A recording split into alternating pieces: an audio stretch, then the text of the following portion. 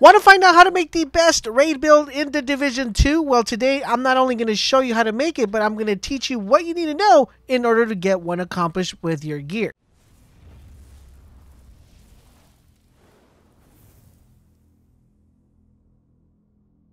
This is LaserBolt, guys. Today I wanted to put a video together that will help you make a best raid guide. Now, I could definitely sit here and make a couple of videos telling you guys this is the best build, because I have multiple builds. I have a really high damage build for the raid, I have a specialist build for the raid, I have a healer build, I have a survivalist build. I have multiple builds for the raids, and I kind of was thinking to myself, should I put these videos out? Should I show you guys what these builds look like? Would that be beneficial to you guys? If you guys think it would be, let me know in the comment section down below. I'll be more than happy to put those videos out for you guys.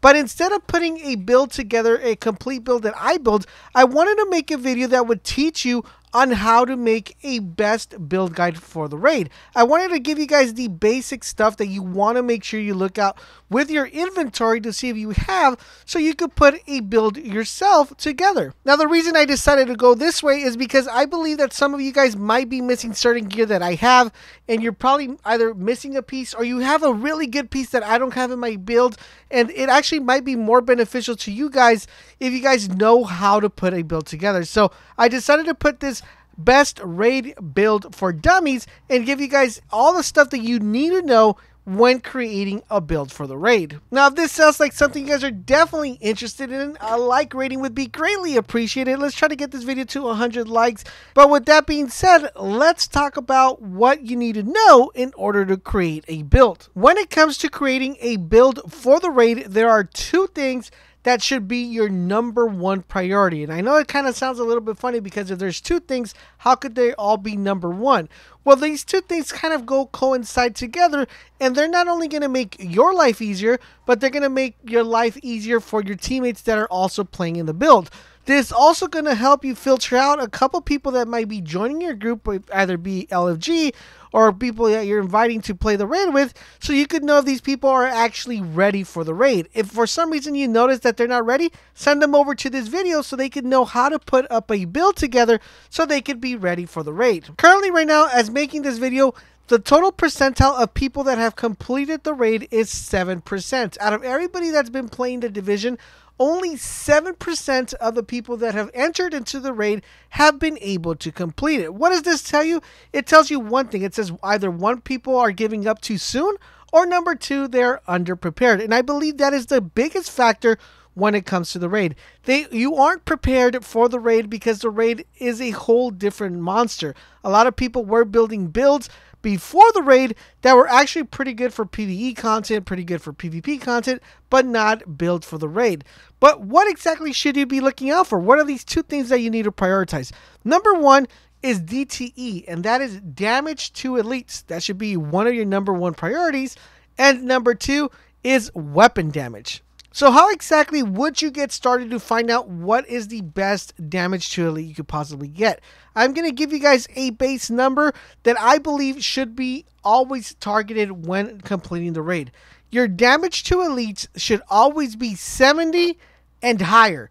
If your damage to elite is lower, is it like a 50, a 60, a 65? Yes, technically you could still do the raid, but what's going to happen is the people with the higher DTE are actually going to be carrying you. I believe that the requirement for the raid for anybody that's playing the raid should be 70 or higher when it comes to damage to elites. The reason why this is so important is because you're going to need to put out the same output of damage when you guys are spread out within the raid as the other team that's spread out. That's what sometimes when you go in further into the raid, when you actually have to spread yourself as teams, you see that certain teams are doing a lot of damage while the other team is not doing that much damage, and everybody's trying to compensate that damage. That's because there's someone slacking within that area. But if everybody were to have 70% or higher damage to elites when they go into the raid, everything would be evenly distributed when it comes to doing damage to elites. Now, one key tip I want to give you guys, how do you get started to find out how much damage to elites you have? The first thing you want to do is head over to your mask, because your mask is the only gear within the whole inventory that's going to give you the highest damage to elite. The God roll is 55 damage to elite. That's the God roll damage to elite you could possibly get on any of the masks. So if you have anything below that, if you have a 36, 35, 34, 40, 45, whatever mask you have, you want to use the mask that has the highest damage to elites.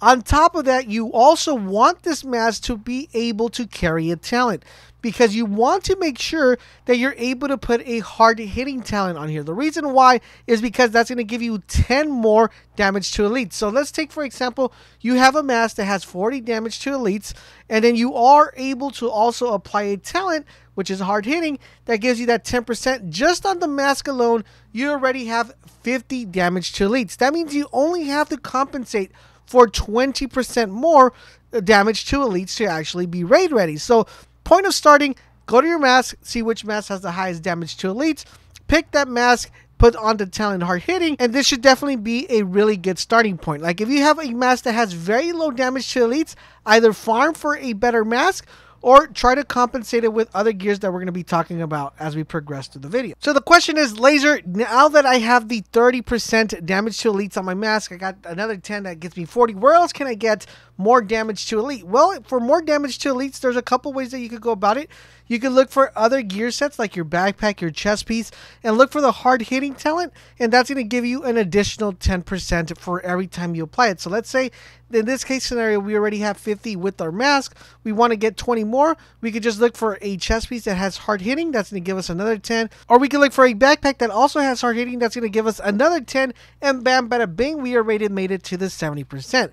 But let's say you guys are still slacking and need more damage to elites because the mask you have is not that powerful.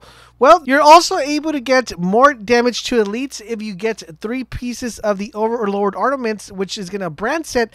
That's not only going to give you 7.5% more armor, plus it's going to give you 7% more damage to elites. Now remember, these are not the requirements. I wouldn't recommend you going this route and looking for the 3 pieces of Overlords, but this is only if you need that more damage to elites. The best way to go about it is look for a mask with high DTE, and then after that, compensate with different talents on different gear. The second thing that I told you guys that you want to look out for is weapon damage. Now, weapon damage is going to be very tricky because not only are you able to do weapon damage as all weapon damage, but you're also able to do weapon damage per weapon. Now, for example, the best weapons to use in the raid, everybody should know this by now, but that is a LMG or AR. It's going to be depending which one you feel more comfortable with. Do you feel more comfortable with the AR? Do you feel more comfortable with the LMG? Once you decide which weapon you feel more comfortable with, then you're going to want to make sure you're focusing that weapon damage to that specific weapon. So first thing I would do here is pick a weapon. Let's say we pick up an AR, and then we're going to want it, after picking up the AR, we're going to pick a specialist that's going to benefit that weapon. So for example, if I want to do an AR build, I'm going to go Survivalist to give me that AR boost. If I want to do LMG, then I'm going to go Demolitionist to give me that LMG boost, right? So right off the bat right there, we get a boost just by picking a specific specialist. Now, in addition to that, we're also going to be looking for 2 things. We're going to be looking for a pair of gloves and a holster that allows us to use a talent that also gives us weapon damage. Remember, this is only if you guys are lacking weapon damage.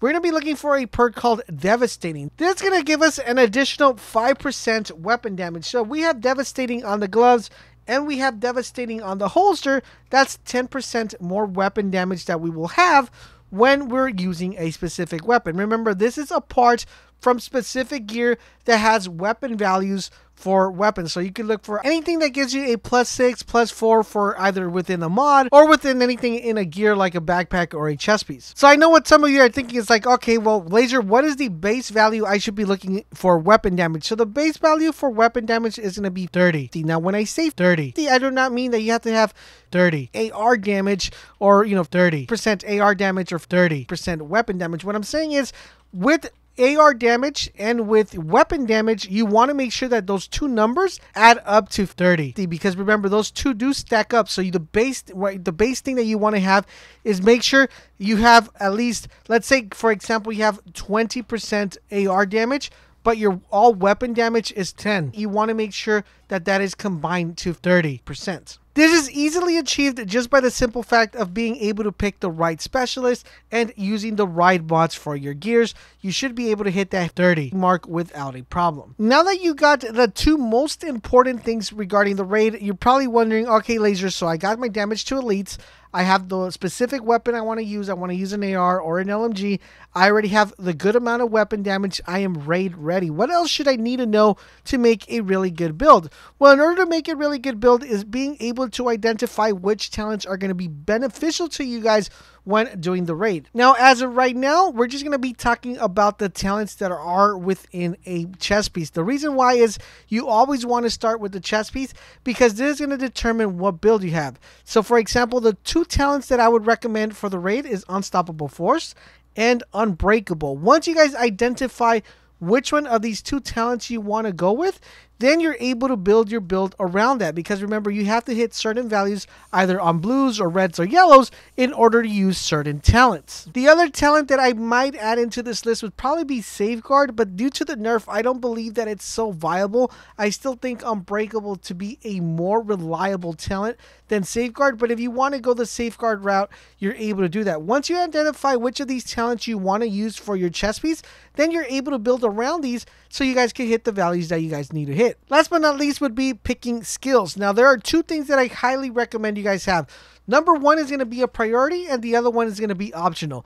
The Revive Hive is definitely a priority. The reason why this is so important is because the raid does tend to be a little bit hectic. And one thing that makes it even more hectic is having to revive someone. So the good thing about the Revive Hive, even though it doesn't work 100% of the time, the majority of the time it will automatically give you that extra revive. So when it gives you that extra revive, the person that's doing DPS to the boss doesn't have to worry to run across the map or run across a room to pick you guys up or to pick you up, because you're automatically getting revived. So that would definitely put that in priority number one.